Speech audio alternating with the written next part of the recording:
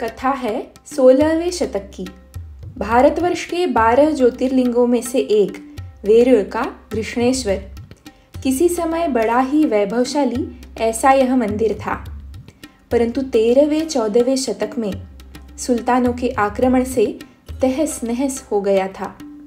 कृष्णेश्वर के शंभू महादेव के भक्त 300 वर्षों से हलाहल से भी भयंकर ऐसा गुलामी का विष पी रहे थे। उस भग्न मंदिर में 2 श्रद्धालु मराठे हर रोज दर्शन के लिए आते थे। अपने श्रद्धा स्थान की वह दीन अवस्था देख मन ही मन दुखी होते थे। वहां से पास ही शिखर शिंगणापुर का मंदिर था, वहां भी ये जाते थे। उनका कुलदेव ही था वह शिखर शिंगणापुर का सोमनाथ। वहां तो दर्शन के लिए आने वाले भक्तों को पानी भी उपलब्ध नहीं था, सारा सूखा प्रदेश। भक्तों की तड़पड़ाहट उनसे देखी नहीं जाती थी। उन 2 श्रद्धालुओं के नाम थे मालोजी और विठोजी भोसले। दोनों सगे भाई थे, जैसे राम लक्ष्मण की जोड़ी। मालोजी भगवान शंकर के परम भक्त थे। सोमवार का व्रत रखते थे, यथाशक्ति दान करते थे, मेहनत और लगन से खेती करते थे। एक दिन खेत जोते समय हल जमीन में अटका। भूमि में खुदाई की तो क्या आश्चर्य, हंडा भर के भूमिगत धन। मालोजी बहुत खुश हुए।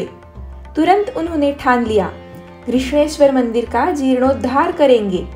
अचानक प्राप्त हुए इस धन का सदुपयोग करते हुए उन्होंने पुनः सुंदर मंदिर बनवाया। शिखर शिंगणापुर में महादेव का तालाब बनवाया, धर्मशालाएं, कुएं बनवाए। अब उन्होंने स्वयं के अधिकार में हथियारबंद जवान भी रखे, अश्वशाला बनवाई। आजू-बाजू के परिसर में मालोजी राजे अपने सैन्य के कारण, धन के कारण, कल्याणकारी कार्यों के कारण लोकप्रिय हुए। उस समय दौलताबाद पर निजाम शाह का राज्य था। वैसे तो मालोजी का यह कार्य बगावत समझा जा सकता था, परंतु तब निजाम शाह पर मुगलों के आदिल शाह के आक्रमण बढ़ रहे थे। निजाम शाह को लड़ाइयों के लिए शूरवीरों की जरूरत तो थी ही। निजाम का वजीर मलिक अंबर ने मालोजी राजे को नौकरी का प्रस्ताव भेजा। मालोजी राजे ने सोचा, एक साथ 5 बादशाहों के विरुद्ध तो लड़ नहीं सकते। एक बादशाह के अधिकार में हमें जितना मुल्क मिलेगा उस पर न्याय का राज्य करके दिखाएंगे। एक प्रयत्न तो करके देखते हैं। मालोजी राजे ने निजाम का प्रस्ताव स्वीकार किया। निजाम शाह ने उन्हें पुणे सूबे परगना की जहांगीर सौंपी। परगना मतलब गांवों का समूह। मालोजी राजे जहागीरदार बन गए, परंतु उनका प्रजा के प्रति प्रेम कम नहीं हुआ। बाकी के सरदार बादशाह की मर्जी रखने में ही दंग रहते थे, परंतु मालोजी राजे की निष्ठा अपने प्रजाजन और देवताओं के प्रति थी, इसलिए पुणे प्रांत के लोग खुश थे। अब मालोजी राजे को सतत युद्ध पर जाना पड़ता था। कभी निजाम विरुद्ध आदिल, कभी निजाम विरुद्ध कुतुब, कभी निजाम विरुद्ध इमाम। यथावकाश मालोजी राजे को 2 पुत्र हुए, शाहजी और शरीफ जी।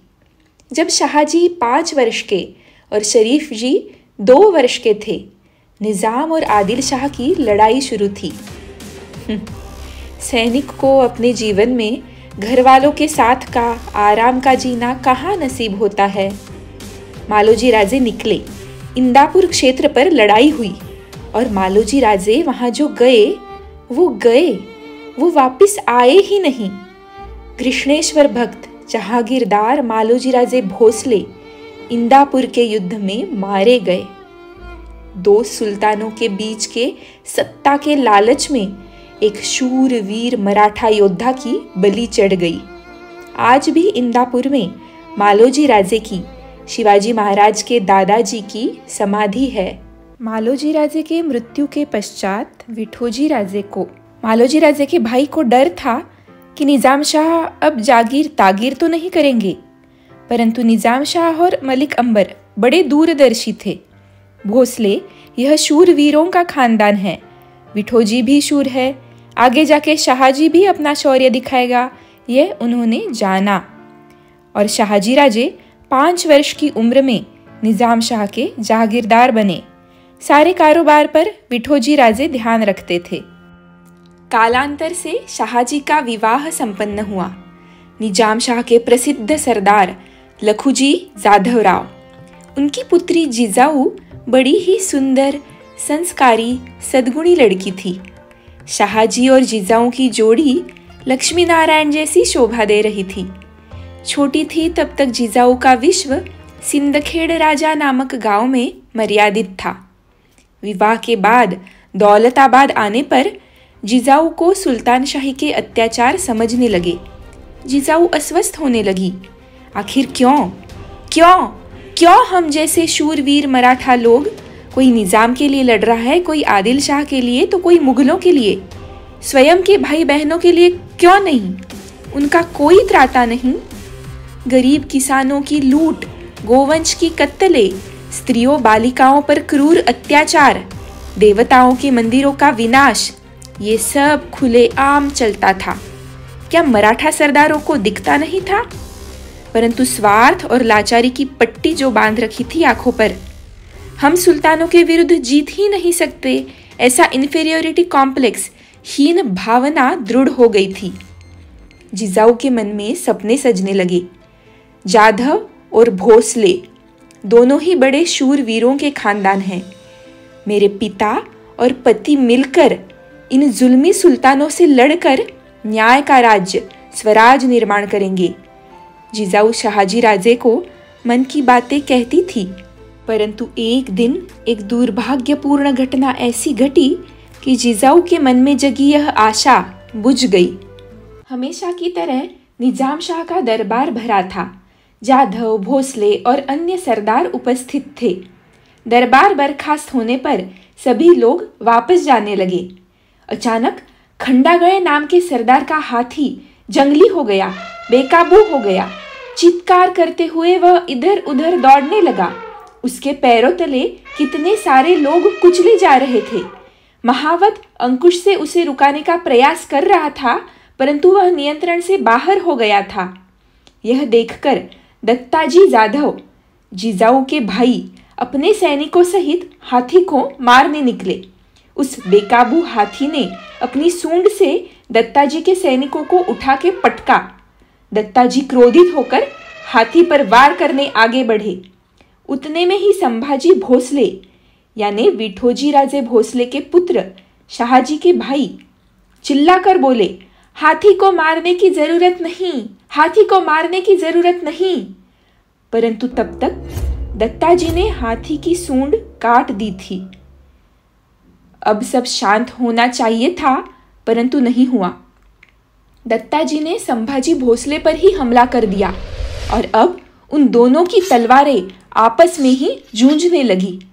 यह देख दोनों बाजू के सैनिक अपने अपने सरदार के पक्ष से लड़ने लगे और संभाजी भोसले का एक वार इतना जबरदस्त हुआ कि दत्ताजी जाधव मारे गए। यह सुनकर लखुजी जाधव राव, जिजाऊ के पिता, क्रोधित होकर वापस आए। जाधव और भोसले दोनों में कड़ी लड़ाई शुरू हो गई। लखुजी ने अपने पुत्र के मृत्यु का बदला लिया, संभाजी भोसले को मारकर। दुर्भाग्य, अति दुर्भाग्य। छोटी सी घटना के क्रोध ने इतना भीषण रूप धारण किया। 1 घंटे पहले किसी को लगा भी नहीं होगा कि यहाँ इतना खून बहने वाला है। जाधव परिवार दत्ताजी के मृत्यु का शोक कर रहा था। भोसले लोग संभाजी के मृत्यु पर रो रहे थे। जिजाऊ को समझ नहीं रहा था कि किसके लिए रो, भाई के मृत्यु का शोक करूं या देवर के। दोनों उनके लिए दादा साहब ही थे। वो रो रही थी अपनी बुझी हुई आशा के लिए, नादान महाराष्ट्र के लिए।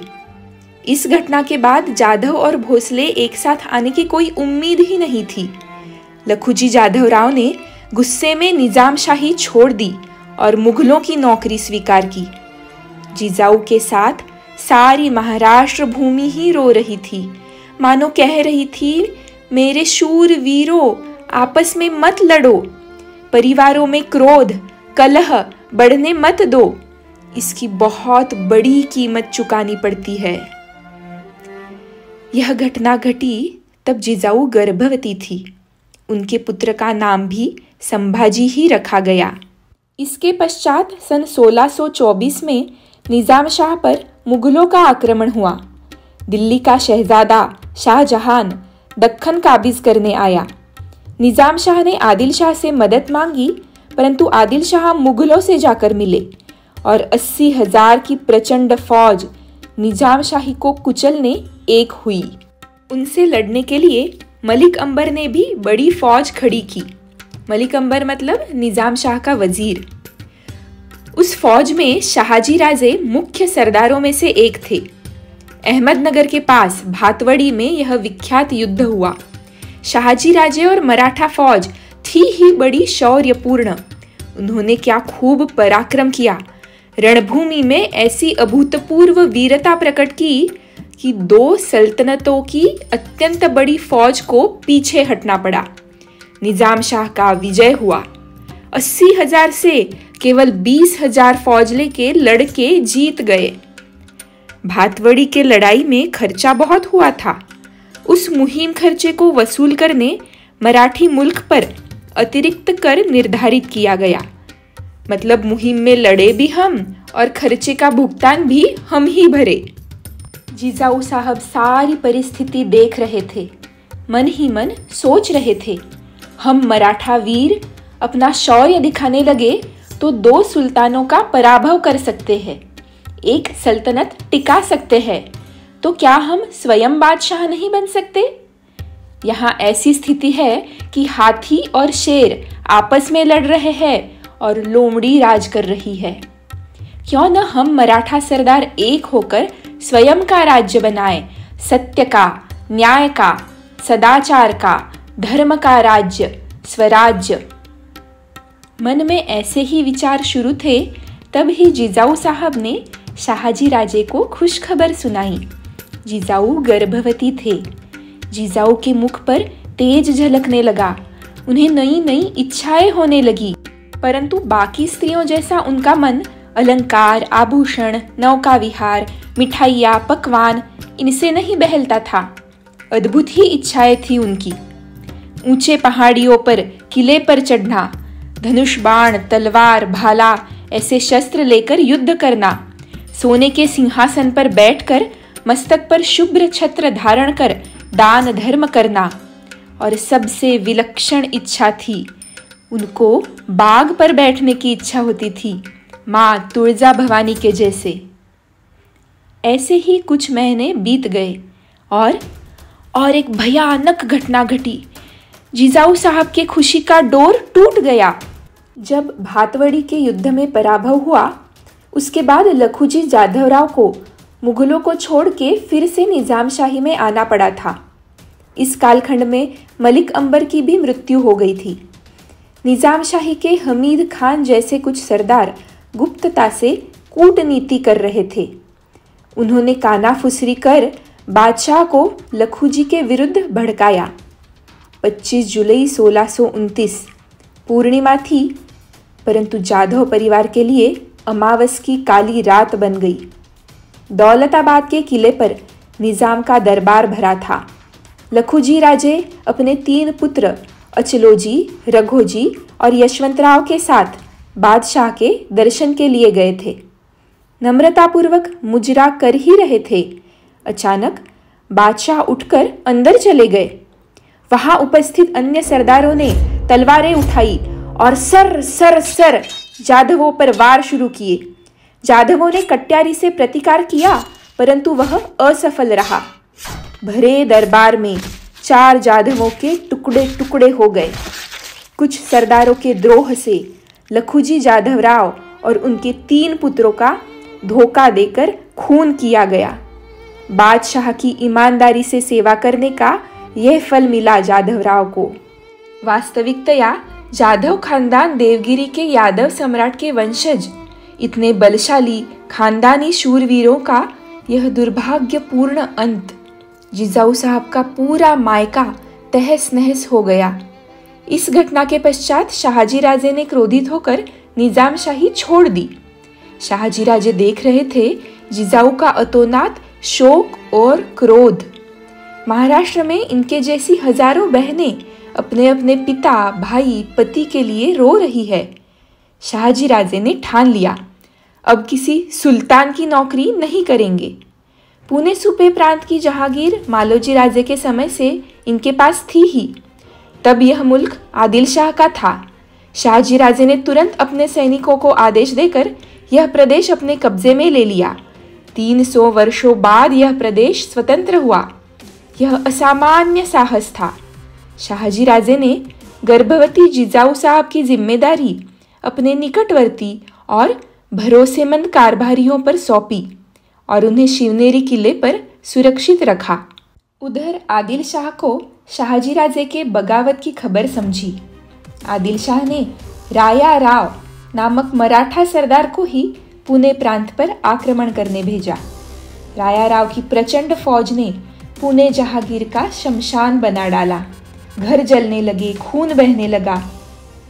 पुणे की भूमि पर गधे का हल घुमाया गया, फूटी खोपड़ी और टूटी चप्पलें टंगाई गई, यह सूचित करने के लिए कि बगावतखोर शाहजी भोसले का पुणे प्रांत बर्बाद हो गया। बादशाह के विरुद्ध आवाज उठाओगे तो ऐसा भयंकर परिणाम होगा। बादशाह का खौफ सारी जनता में फैल गया। सामर्थ्य के बिना बनाए गए स्वराज्य की चिंगारी बुझ गई। निराश शाहजी राजे ने अब मुगलों को नौकरी की अर्जी भेजी। अब वे मुगलों के सरदार बन गए। दरिया खान की मुहिम पर शाहजी राजे निकल पड़े। शिवनेरी पर जिजाऊ साहब आशा भरी नजरों से सह्याद्री को देखती थी। क्रोध पर संयम रख माँ तुळजा भवानी से प्रार्थना करते रहती थी। जिजाऊ साहब के और संपूर्ण महाराष्ट्र के आशा का उदय यानी शिवाजी महाराज के जन्म की कथा सुनेंगे अगले भाग में। धन्यवाद।